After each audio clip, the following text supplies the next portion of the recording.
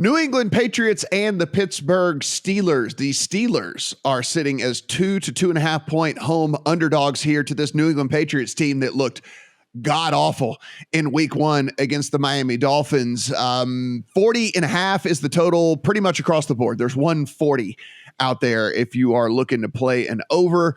Majority of the books are sitting at 40.5. If we take a look at this one, Adam, I'm not trying to say this is like the under week for me or something, but again, even with the extremely low total of 40.5, I mean, I look at both of these teams.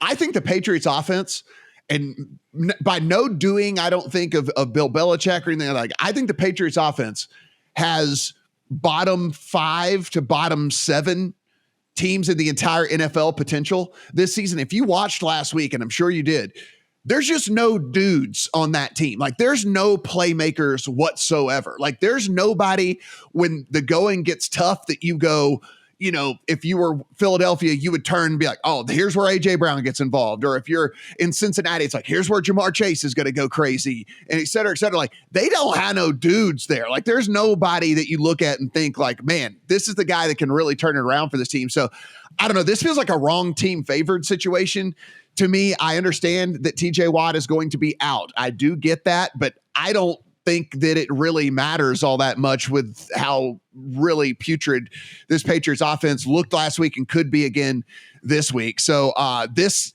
did make the card as a teaser leg for me. Steelers up to 8. And I feel really, really good about this. And I can't imagine this Patriots team, even if they win this game, I can't imagine the Patriots blowing anybody out. Like, I just don't see it unless their opponent just has a million turnovers, which I guess could potentially happen here with Mitch Trubisky, but I think it's highly unlikely. I like the way you're thinking about this, Matt, that even if New England wins, the idea of this New England team being able to win by that amount of points in a game that doesn't feature a lot of turnovers, and I don't think this game's going to feature a lot of turnovers because both teams want to pound the ball relentlessly. They know who they have at quarterback. You know, on one hand, I can look at New England from last week and say, all right, well, they score 7 points, but Mac Jones got them down close on the first drive through an interception in the end zone, right? And I could say, oh, well, they probably should have gotten points out of that drive. I also could look at it the other way and say those opportunities are absolute gold for New England. And if New England doesn't take advantage of them when they have them, they're going to put up 7 points a lot.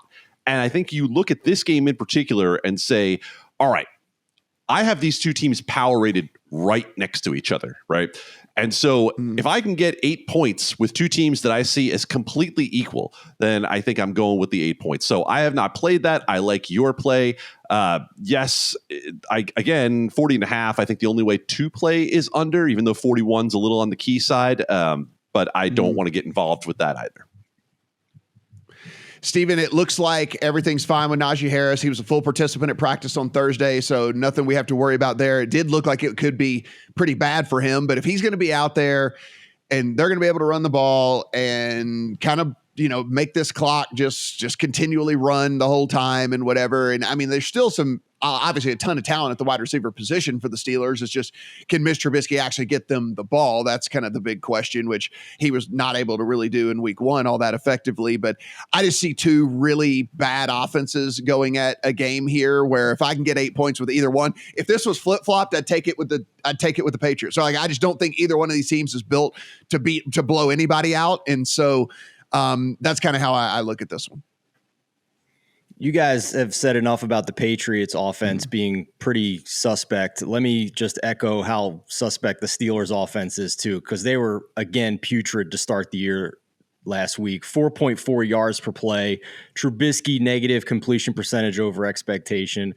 Offensive line below average pass block and run block win rate. Luckiest winner by far in week 1. I mean, they should have lost that game 18 different ways if the Bengals had a long snapper. And if you play it over again, I mean, they might lose that game by 3 touchdowns a lot of the time. So 0 red zone trips in the second half for the Pittsburgh Steelers.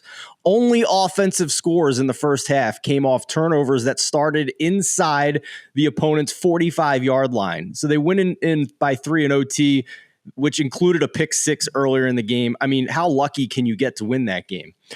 All that being said, this number's moved now steadily to Steelers +2. There's a +2.5 on the board now. I don't think we're going to get there, but if we somehow get a Steelers +3 with everything you talked about the concerns with the Patriots offense, an offense that's spending like $28 million in cap hits between Hunter Henry, Jonnu Smith, and Nelson freaking Aguilar. Like this, to your point, they have no playmakers. So if we get a 3-point home dog here somehow, again, not sure we're going to get it, but I think that's the only point where I'd be interested in this game.